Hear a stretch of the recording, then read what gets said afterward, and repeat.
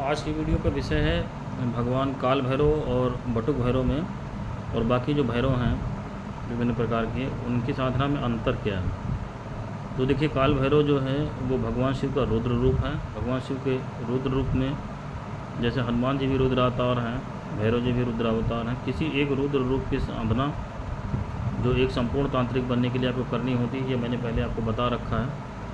तो उसी क्रम में भगवान काल भैरव आते हैं कि अगर किसी ने इनकी साधना कर रखी है, इनके मंत्र का पुरस्करण कर रखा है, तो भगवान शिव के किसी अन्य रुद्र रूप की आवश्यकता नहीं है उनको साधना करने की।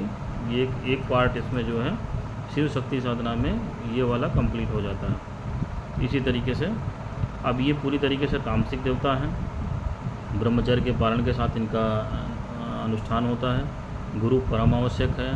कठिन परीक्षाएं होती हैं और शमशान में साधना होती है। बलि और एक तरीके से पूरी तरीके से तामसिक विधियों से शराब, मांस, बकरे का कलेजा और ये सारी वस्तुएं इसमें लगती हैं जब इनके मंत्र की सिद्धि की जाती है। परीक्षा भी साधक की कड़ी होती है। ब्रह्मचर्य अत्यंत आवश्यक है और खाने में मीट, मछली, लहसुन, प्याज, कच्चा कोई भी नशे वाली चीज़ ये साधक को प्रयोग नहीं करना है।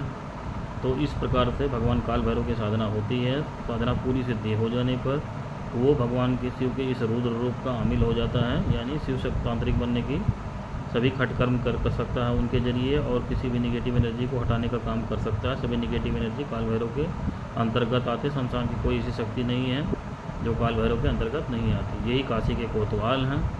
इनका बनारस में सबसे बड़ा स्थान एक है और एक उज्जैन में भगवान महाकाल मंदिर से थोड़ी दूर पर स्थान है इनका। दोनों जगह इनको शराब चढ़ाई जाती है।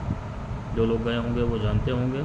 काल भैरव साधना करने के किसी भी साधक को भगवान काल भैरव के किसी सिद्ध स्थान पर, जैसे ये दोनों मैंने बताए तो बहुत बड़े हैं, यहाँ जा कर के पहले संकल्प, गुरु से दीक्षा मिलने के बाद की बात मैं बता रहा हूँ। अगर गुरु नहीं मिलता है तो इन स्थानों पे जा कर के पहले प्रार्थना करें। ये मनौती के रूप में माने कि मुझे गुरु मिल जाए आपकी साधना करने के लिए। गुरु मिल जाता है तो भी जाके साधना की निर्बाध सफलता के लिए उनसे मनौती मानें और ये कहें कि साधना पूरी हो जाने पर जो भी गुरु का निर्देश होगा मैं आपको ये वस्तुएँ समर्पित करूँगा।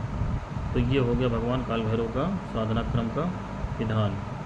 अब इस प्रकार से बटुक भैरव जो हैं, काल भैरव की साधना घर में नहीं की जा सकती है। उनकी मूर्ति कभी घर में स्थापित नहीं होती है।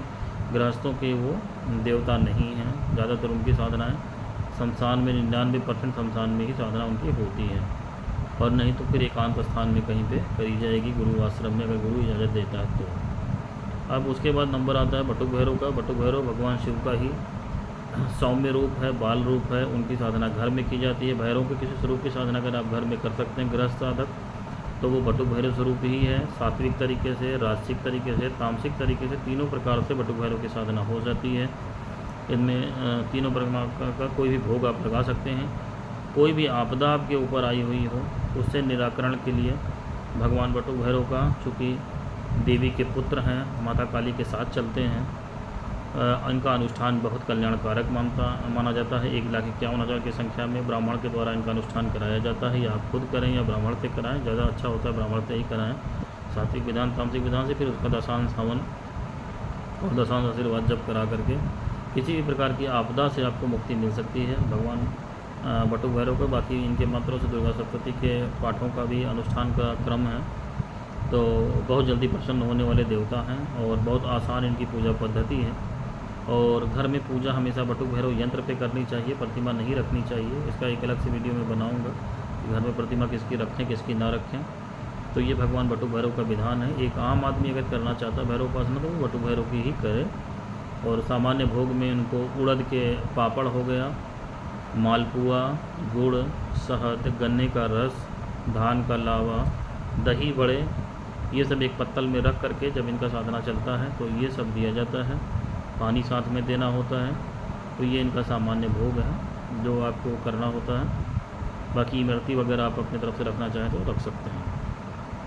तो ये भगवान बटुक भैरव हो गया। उसके अलावा फिर देवी के विभिन्न विभिन्न स्वरूपों के अलग अलग भैरव होते हैं। तो वो जिस देवी देवता की आपको दीक्षा मिलती है उसका आपको भैरव का विधान आपका गुरु बताता है कि किसकी साधना किस प्रकार से करनी है। मैंने अपने वीडियो में पहले बताया था। जैसे माता कामाख्या के भैरव उमानंद भैरव हैं, माता काली के भैरव नकुलेश भैरव हैं। उसी प्रकार से मार्तंड भैरव माता त्रिपुर भैरवी के हैं, माता त्रिपुर सुंदरी के हैं और अलग क्रोधन भैरव होते हैं। तो इस प्रकार का जो है विधान सबका है। उसके लिए अलग अलग के विधान है सबके साधना में, उसी हिसाब से सबकी साधना की जाती है। और बाकी इससे ज़्यादा भैरव साधना में अगर किसी को जानना हो तो इस विषय में तो आप लोग जो है कमेंट सेक्शन में जा कर के पूछ सकते हैं। आज की वीडियो में इतना ही।